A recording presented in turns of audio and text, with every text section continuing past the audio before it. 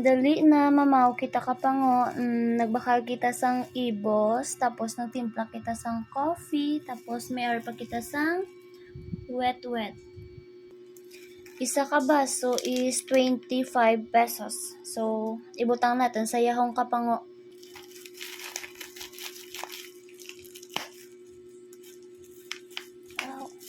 Okay, hindi natin siya makuha sa baso.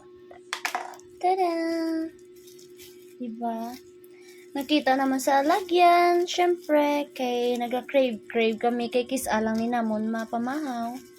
Nagbaka kami ni Sis Cha. Wow, it looks so yummy.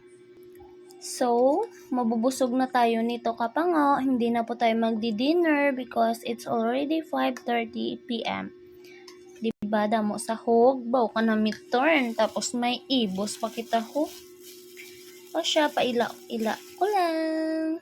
With coffee, syempre. Hindi man nigor malain nga 2 times a day mag-coffee, no?